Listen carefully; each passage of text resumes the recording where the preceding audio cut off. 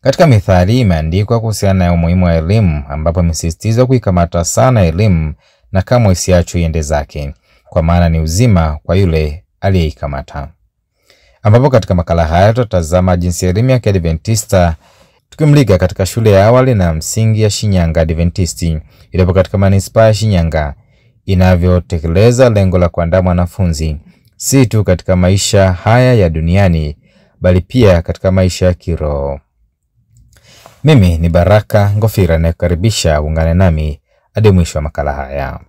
Shule ya awali na msingi ya Shinyanga Adventisti ni moja ya shule zinazomilikiwa na kanisa la Adventista wa Sabato katika field ya Nyanza ukanda wa dhahabu NGBF na kuendeshwa kulingana na mfumo wa elimu ya Kiadventista ambayo ulenga kumfundisha mtoto kwa kuzingatia vipengele vyote vya maisha na kujifunza wanavyoweza kumsaidia mtoto kustawi kiroho, kijamii, kimwili pamoja na kiakili.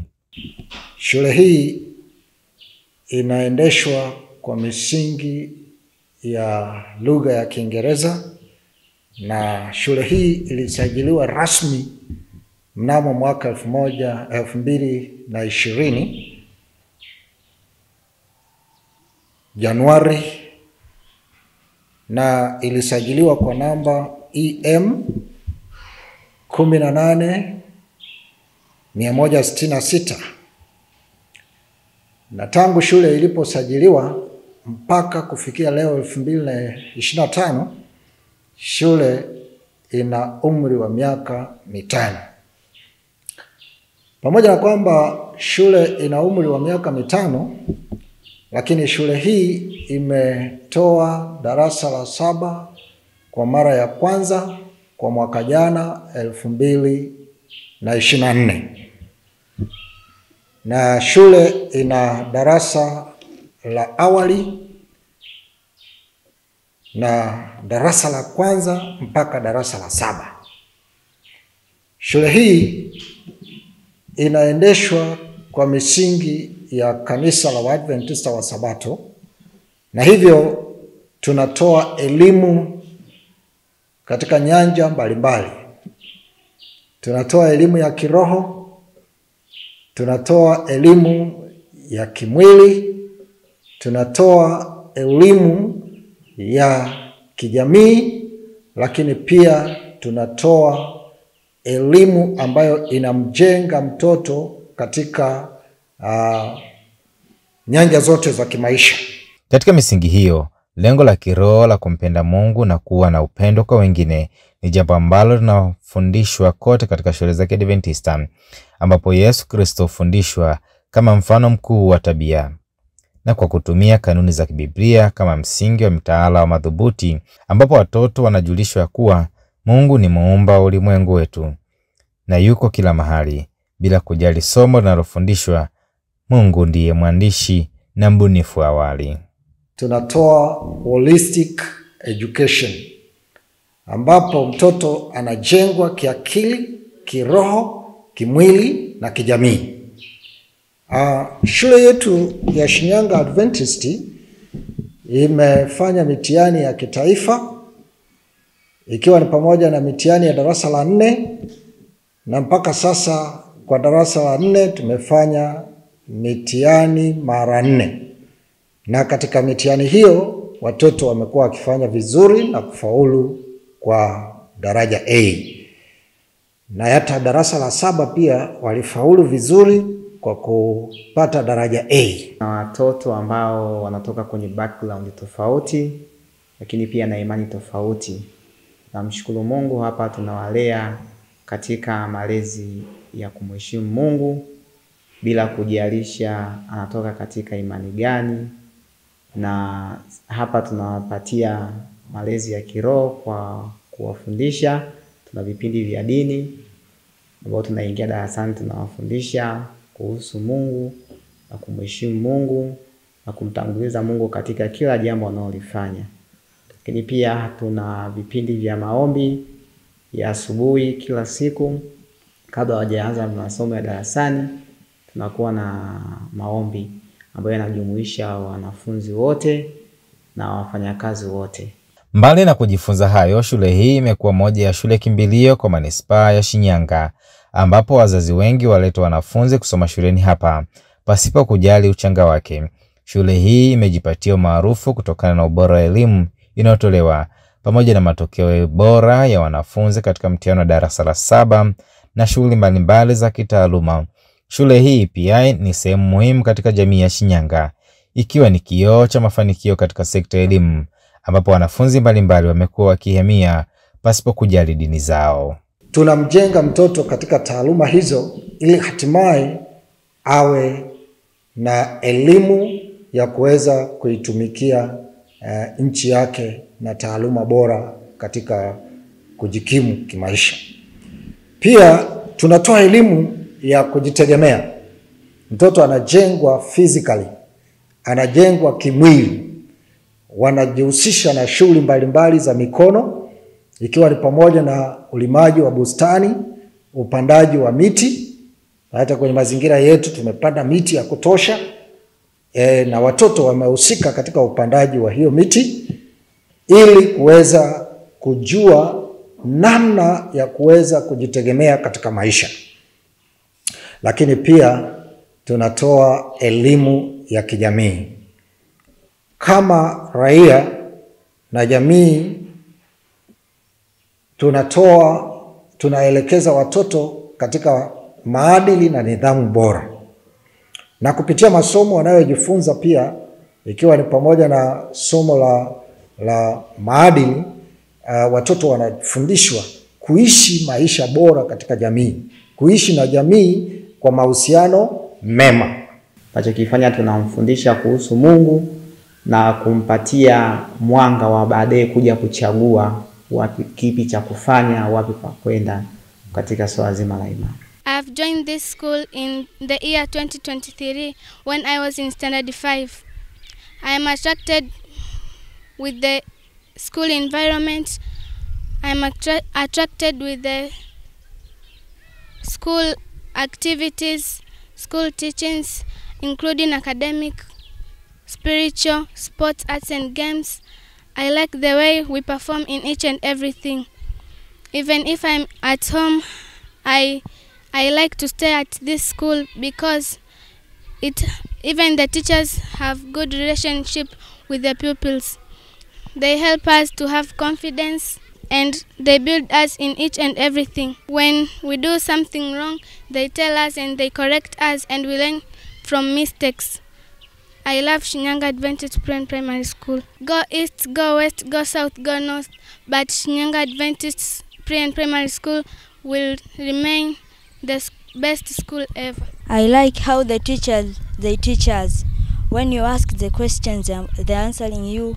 But there is some other teachers at other schools. When you ask them, they'll tell you tomorrow. But here, they're answering you anytime. They are there for you anytime. As me, I have a testimony that here at SAPS, Shinyanga Adventist Primary School, I have scored grade A. So I am inviting you, other pupils, who you are fighting to get grade A. Shinyanga Adventist is the best school for you to get grade A. I want to be an engineer and I believe through SAPS I will reach my dreams. Wapo wengi waliosoma na kupita katika shule za Kiadventista ambapo kila mmoja huwa na ushuhuda wake, ambapo katika makala haya tutatazama uzoefu wa mchungaji Enoch Sando ambaye ni mwenyekiti wa Field ya Nyanza ukanda wa dhahabu, ambaye uzoefu wake hauishi tu kuwa mwanafunzi katika shule za kanisa bali pia amekuwa mwalimu na mlezi wa kiroho. Kwa kweli mimi ni zao la elimu ya Kiadventista. Lakini pia namshukuru Mungu alinipa neema nikafanya kazi katika moja ya shule za kanisa. Na nikaona kabisa, kwanza mimi mwenyewe nilitengenezwa. Wito wangu mimi wa kuwa mchungaji niliupata nikiwa shuleni, kwenye shule ya kanisa, nikiwa sekondari. Hapo ndipo nilipofanya maamuzi ya kuwa mchungaji, kumtumikia Mungu. Awali mawazo yalikuwa yamejaa sana ya kuwa engineer, ya kuwa daktari, Hayo ndio mawazo yalikuwa yamejaa. Nisipokuwa engineer nitakuwa daktari. Na namshukuru Mungu kwamba nilifaulu, nikachaguliwa kwenda high school iliyokuwa inanielekeza na nichaguliwa kwenda kufanya PCB. Kwa hiyo maana yake nilikuwa ninaandaliwa baadaye kuwa daktari. Lakini nikapata wito na nikafanya maamuzi, badala ya kwenda high school nikaenda chuoni kwa ajili ya mafunzo ya uchungaji. Sasa kwa mimi kupitia shule ya kanisa kama mwanafunzi, lakini pia kupitia shule ya kanisa kama mtumishi, nilijifunza kwamba hakika elimu ya Kiadventista katika kugusa nyanja zote za maisha, inagusa kumsaidia mwanafunzi kimwili, kiroho, kiakili, inamsaidia kijamii, inamsaidia kiuchumi. Ni elimu ambayo inajengwa juu ya falsafa ambayo inamwandaa mwanafunzi aweze kumudu maisha mahali popote pale anapokuwa, na aweze pia kuwa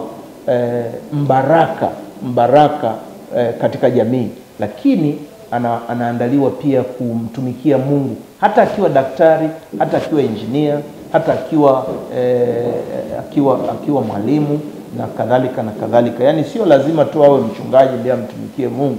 Anaweza kawa ni mwalimu, anaweza kawa ni mbunge lakini anayemtumikia Mungu, anaweza kawa mwanasiasa nguli lakini ambaye moyo wake anatamani amtumikie Mungu. Na tunaona wanasiasa ambao wana support, wanajenga makanisa, wanajenga hospitali, wanashiriki kujenga shule, wanasupport ujenzi wa makanisa, wanasupport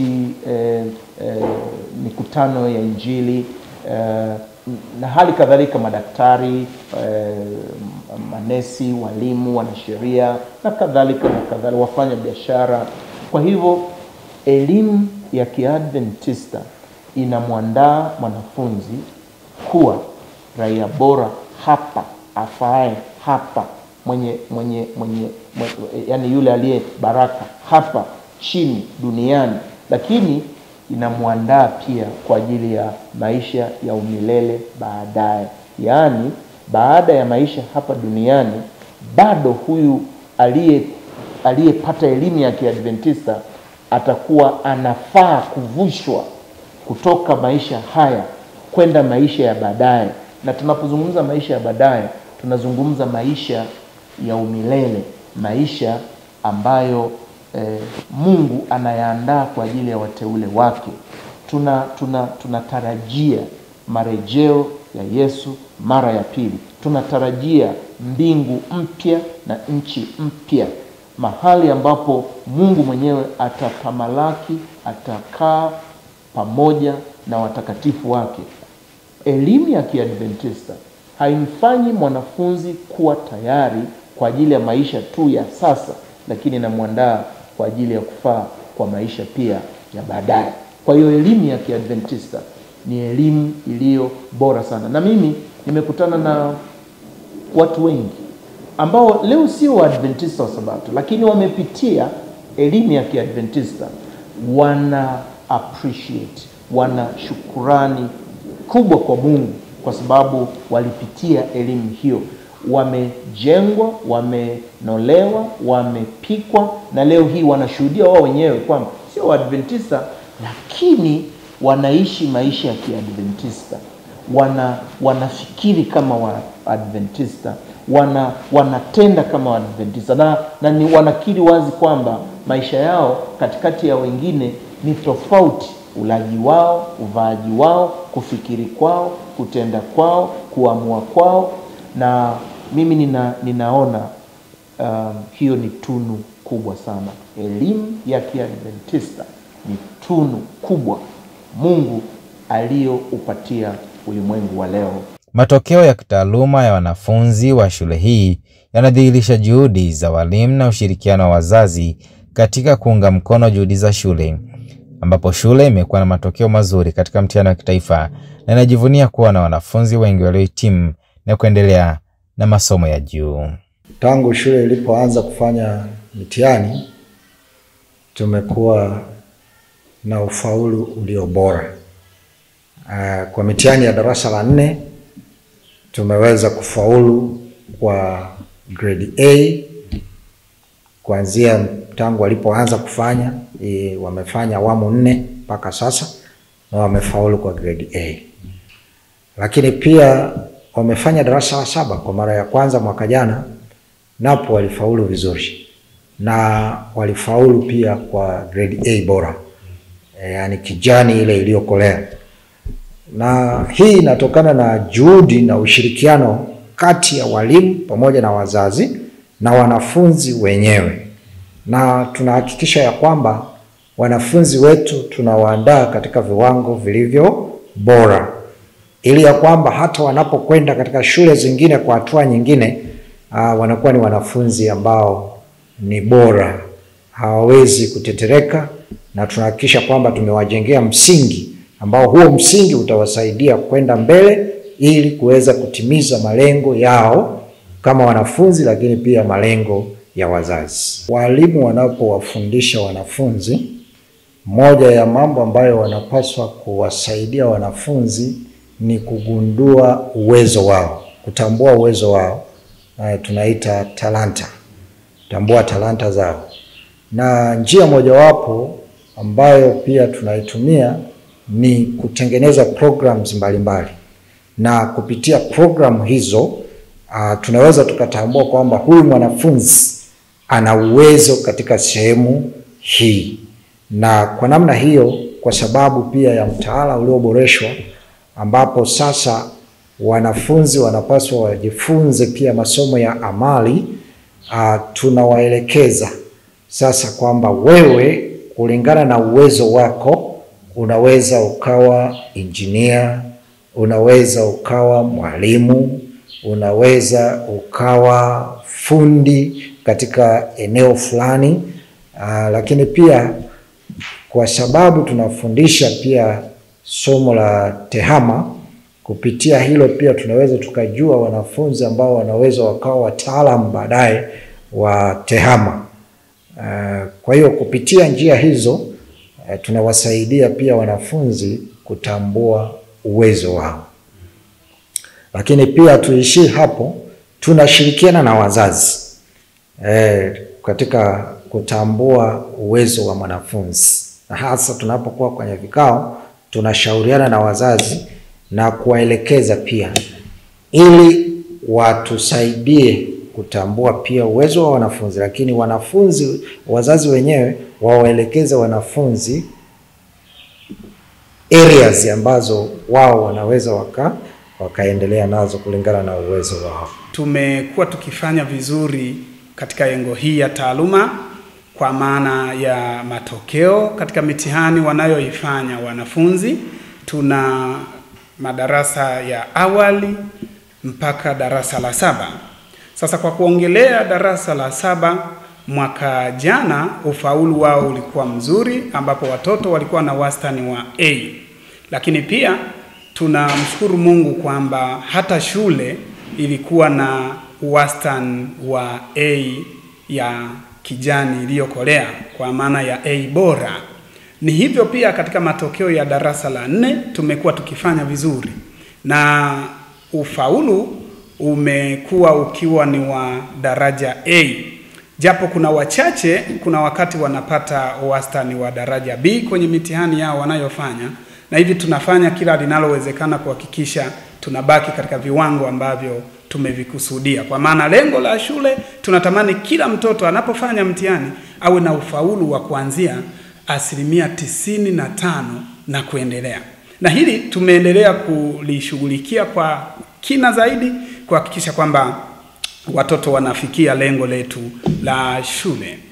Katika suala la mahusiano, shule imejitahidi sana kujenga mahusiano mazuri kati yake na wazazi, lakini pia walimu na wazazi, wanafunzi na walimu, na kuhakikisha mahusiano yanaendelea kuwa mazuri tuna vikao vya wazazi ambavyo hivi vikao tunafanya kila tunapofunga term. Wazazi wanakuja kwa ajili ya kuketi pamoja kujadili maendeleo ya shule, maendeleo ya taaluma, lakini pia mambo mbalimbali mtambuka kwa ajili ya manufaa ya maendeleo ya wanafunzi. Licha ya mafanikio haya, shule hii inakutana na changamoto kadhaa ambazo zinahitaji juhudi za pamoja kutoka kwa jamii, serikali pamoja na wadau wengine, ambapo kwa sasa changamoto kubwa inayokabili shule hii ni ukosefu wa mabweni pamoja na uzio, jambo linalozuia shule kupokea wanafunzi wa bweni, hivyo kusababisha familia nyingi kushindwa kuwaleta wanafunzi wao katika shule hii licha ya ubora wa elimu inayotolewa. Tunawaalika wadau wote wa shule, tukianza na wazazi ambao ni wadau. Tulishazungumza nao pia kuhusiana na swala la big day iliyoko mbele yetu, na kila mzazi alihiari kuchangia 20,000. Kwa huo ni mwitikio chanya kutoka kwa wazazi ili tupate mabweni. Lakini pia wadau wengine ni makanisa yote ya Waadventista wa Sabato katika jimbo la NGBF. Nao tunawakaribisha na kuwaomba kushiriki kikamilifu katika tukio hili lililoko mbele yetu tarehe 26 mwezi wa 4 2025. Lakini wadau wengine ni marafiki zetu ambao wanatoka katika maeneo mbalimbali, ambao pia tumewapa mwaliko, na wengine ambao pia wana mapenzi mazuri na shule. Tunawaomba na kualika kushiriki katika jambo hili kikamilifu, ili tuweze kufanikisha lengo lililoko mbele yetu la kuwa na mabweni, hatimaye shule iweze kusajiliwa kama shule ya bweni na sio kutwa tena. Tunatamani kama kanisa tuwekeze sana kwa ajili ya kuwasaidia watoto wawe raia bora hapa, lakini raia bora katika ufalme wa Mungu ujao. Na kwa hivyo muomba Mungu sana kwa ajili ya shule ya SAPS, shule yetu ya SAPS, ili kwamba iendelee kuwa shule iliyo bora. Sasa hitaji letu kubwa ili tuweze kufanikisha azma ya kuwekeza elimu bora kwa watoto wetu ni kukaa na hawa watoto. Tunao walimu bora sana, walimu mahiri sana. Tunao viongozi wa kiroho mahiri sana, ambao wakikaa na watoto hawa masaa yote 24 siku 7, uwekezaji kwa watoto hao utakuwa mkubwa zaidi, kwa maana ya malezi yaliyo karibu sana. Kwa hivyo hitaji letu kubwa ni mabweni. Katika mapambano hayo makubwa ya kifedha ambayo nimetangulia kusema, au majukumu ya kifedha ambayo tumekuwa nayo, yamekuwa yakitunyima nguvu ya kufanya kwa uzuri zaidi kusapoti shule yetu. Na kwa hivyo mimi ninasimama hapa, niko hapa kama kiongozi wa Nyanza Goldberg Field kwa niaba ya ofisi kutoa wito kwa waumini wote wa kanisa la Waadventista wa Sabato Nyanza Goldberg Field, wadau mbalimbali ndani na nje ya Nyanza Goldberg Field, kuunga mkono juhudi kwa ajili ya kuinua shule ya SAPS. Tunatamani mabweni yatakapokuwa pale, tutakuwa na watoto wengi zaidi, kwa sababu wigo wetu wa kuwafikia watoto wengi utapanuka, lakini uwekezaji wetu utakuwa ulio bora zaidi, kwa sababu watoto watakuwa wanakaa bwenini wengi, na tunatamani wote wakae bwenini, ili kwamba tuweze kutumia muda kuwekeza kwa hawa watoto, kuwasaidia hawa watoto, ili kwamba hawa watoto wote waweze kuwa raia bora hapa duniani, mahali popote pale walipo, wawe raia bora, wakirudi nyumbani raia bora, wakiwa nje wawe raia bora. Yaani mtoto atakayepita SAPS tunatamani awe mtoto aliyetengenezwa vizuri, aliyepikwa vizuri, sio tu kitaaluma, lakini tunatamani maadili, tabia, maisha kwa ujumla yaweze kuwa yanayo reflect, yanayoakisi uwekezaji ulio bora. Tunatamani kuiona SAPS iliyo vileleni, SAPS inaofanya vizuri katika taaluma, SAPS inaofanya vizuri katika viwango vya maadili kwa watoto, SAPS inaofanya vizuri kwa hata watumishi wenyewe kuwa wa viwango vya juu vya maadili, SAPS ambayo itasikika kote Tanzania, SAPS ya kiroho, SAPS ya viwango vya juu vya taaluma, SAPS ya viwango vya juu vya kijamii. Yani SAPS ambayo ina aina ya elimu ambayo inagusa nyanja zote za maisha ya mwanadamu. Hiyo ndio aina ya SAPS tunayoitamani, na mimi ninaiona ikitokea. Nataka nikuhakikishie mpenzi mtazamaji na msikilizaji, huko ndiko tunakokwenda. SAPS iko kwenye njia ya kwenda kwenye vilele. Hata hivyo, sasa hivi ni moja ya shule bora sana katika mkoa wa Shinyanga.